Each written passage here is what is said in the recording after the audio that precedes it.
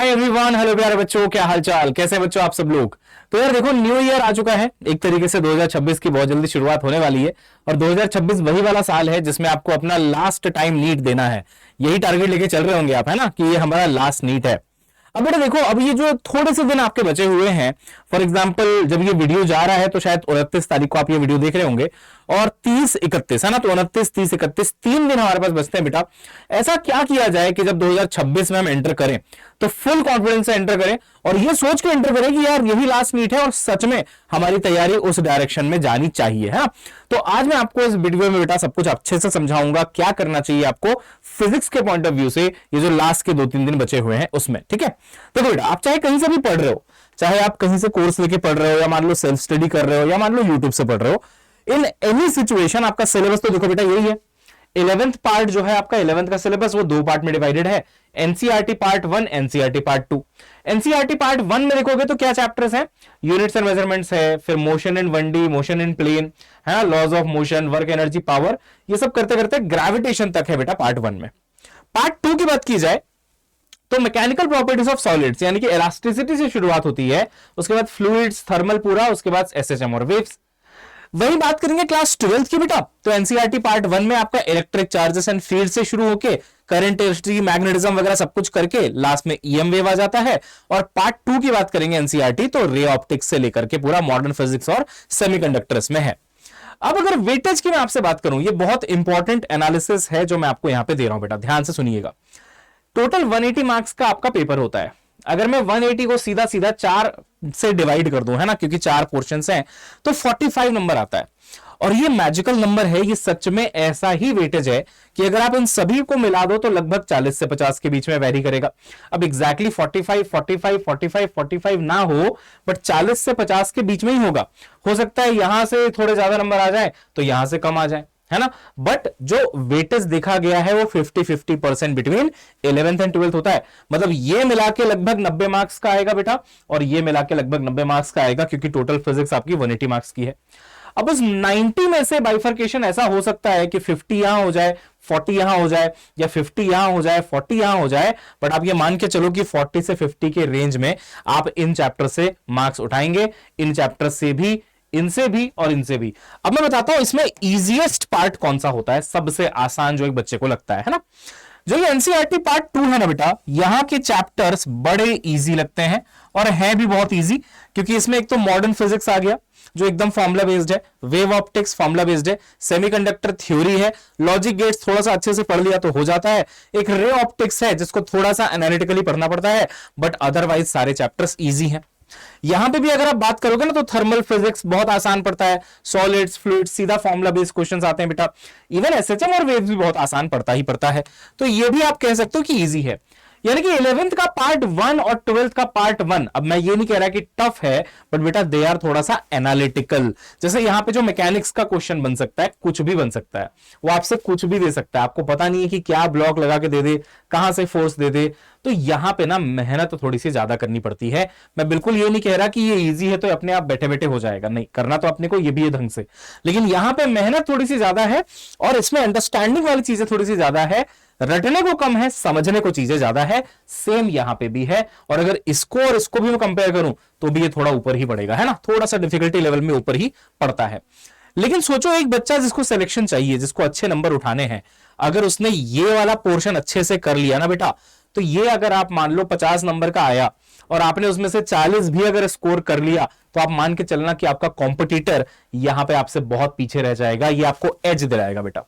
जबकि ये वाला जो पार्ट है, देखो मॉडर्न फिजिक्स वाला जो पार्ट है, ये हर कोई करके जाएगा।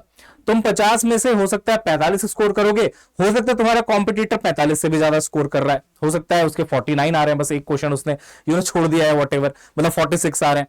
तो आप समझ जाओ कि ये तो हर कोई कर लेगा, यहां से रैंक डिसाइड नहीं होगी। असली कहानी तो बेटा यहां पे और यहां पे है। जो बच्चा सिलेबस में इन चैप्टर्स पे महारत हासिल कर लेगा, थोड़े से एनालिटिकल चैप्टर्स में, उसका सिलेक्शन तय है, क्योंकि उसको ये सब तो बहुत ज्यादा इजी लगने वाला है, ये तो आप खत्म कर ही दोगे।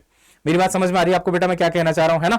तो ये वो सेक्शन है जो आपको बहुत स्ट्रांग कर लेना है, फिर आप रेस में बाकी लोगों से बहुत ज्यादा आगे निकल जाओगे। अदरवाइज स्ट्रगल रहेगा क्योंकि देखो यार, सिर्फ कट ऑफ पार करने से तो नीट में सिलेक्शन होता नहीं है, आपको एज चाहिए बाकी लोगों से, क्योंकि आपको सिर्फ उस फ्यू परसेंटेज में आना बेटा शुरू के, जिनका सिलेक्शन होगा जो गवर्नमेंट मेडिकल कॉलेज में जाएंगे। तो ये सीक्रेट है सिलेक्शन का आपके नीट में, फिजिक्स में बेटा, कि ये तो हर कोई कर रहा होगा, ये बहुत अच्छे से करो आप। अब आपके मन में सवाल उठेगा, सर कैसे करें इसको, क्या सही तरीका होगा? तो बेटा सबसे पहले तो बता दूं, कल यानी कि 30 तारीख को है ना, 30th ऑफ दिसंबर को बेटा मेरा मैराथन आ रहा है, धुरंधर मैराथन, जहां पे मैं यही वाले सारे टॉपिक्स करा रहा हूं, यानी कि NCERT part 1, unit set measurement से शुरू होकर ग्रेविटेशन तक। तो भी ऑन अ सेफर साइड मैंने मार्क्स सिर्फ 40 लिखवाए हैं, लेकिन आपने देखा कि 40 से 50 के रेंज में कुछ भी आ सकता है, हो सकता है 50 मार्क्स का वेटेज आ जाए यहां से। इन चैप्टर्स को बेटा मैं आपको पूरा का पूरा पढ़ा रहा हूं। पढ़ाने का मतलब होता है जो भी उसकी थ्योरी है पहले आपको वो लिखवाई जाएगी, बताई जाएगी, है ना। उसके बाद बेटा आपको जो कंसेप्ट्स हैं उसके ऊपर जो है एग्जाम्पल क्वेश्चंस करवाए जाएंगे, है ना। पहले एग्जाम्पल क्वेश्चंस करवाए जाएंगे बेटा, और फिर लास्ट में आपको जो है पीवाईक्यूज वगैरह की मदद से चीजों को और अच्छे से समझाया जाएगा, और कुछ हम लोग इसमें लेवल अप क्वेश्चंस भी ऐड करेंगे।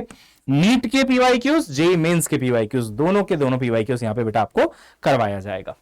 तो यहां से आके आप अपने इस एनसीईआरटी पार्ट 1 क्लास 11th को बहुत स्ट्रॉन्ग कर सकते हो, और ये जिसने स्ट्रॉन्ग कर लिया बेटा वो जीत गया भाई नीट में, क्योंकि बाकी चीजें तो आप अच्छा कर ही लोगे जैसा मैंने बताया, है ना।